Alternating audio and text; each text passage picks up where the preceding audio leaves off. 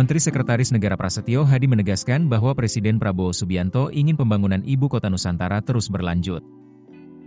Prasetyo menyebutkan, sejak awal Prabowo sudah berpesan agar pembangunan gedung lembaga legislatif dan yudikatif dipercepat supaya IKN dapat menjadi ibu kota politik pada tahun 2028. Menurut Prasetyo, Presiden sejak awal telah memberikan penekanan untuk mempercepat proses pembangunan, terutama fasilitas yang akan digunakan untuk legislatif maupun yudikatif yang ditargetkan bisa selesai di tahun 2028. Sebagai bentuk dukungan, Presiden Prabowo pun telah mengunjungi IKN untuk pertama kalinya setelah menjabat sebagai Presiden pada Senin, 12 Januari 2026, kemarin. Dalam kunjungannya itu, Prabowo mengoreksi desain dan fungsi IKN.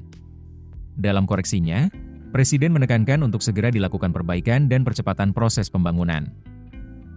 Prabowo juga mendapatkan informasi terbaru mengenai proses pembangunan IKN dari Kepala Otorita IKN Basuki Hadi Mulyono. Meski baru mengunjungi IKN sejak menjabat sebagai Presiden, Prabowo telah beberapa kali menyampaikan komitmennya untuk melanjutkan proyek ibu kota baru tersebut. Prabowo pun telah menekan Peraturan Presiden Nomor 79 Tahun 2025 tentang pemutakhiran rencana kerja pemerintah tahun 2025, yang di dalamnya terlampir penetapan IKN menjadi ibu kota politik pada tahun 2028. Dalam lampiran Perpres itu disebutkan bahwa perencanaan dan pembangunan kawasan, serta pemindahan ke Ibu Kota Nusantara dilaksanakan sebagai upaya mendukung terwujudnya Ibu Kota Nusantara menjadi Ibu Kota Politik di tahun 2028. Perpres juga memerinci syarat IKN menjadi Ibu Kota Politik di tahun 2028. Pertama, terbangunnya kawasan inti pusat pemerintahan Ibu Kota Nusantara dan sekitarnya dengan luas KIP mencapai 800 hingga 850 hektar.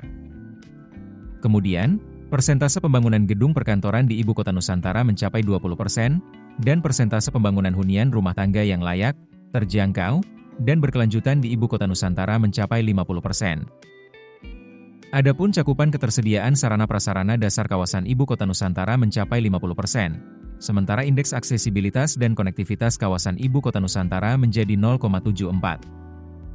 Kemudian, pemindahan pemerintahan di Ibu Kota Nusantara dapat terselenggara jika jumlah pemindahan dan atau penugasan ASN ke Ibu Kota Nusantara mencapai 1.700 hingga 4.100 orang, dan cakupan layanan kota cerdas kawasan Ibu Kota Nusantara mencapai 25%. Keputusan bisnis terbaik datang dari data, bukan tebakan. Mudah berlangganan Business Insight dengan subscribe with Google.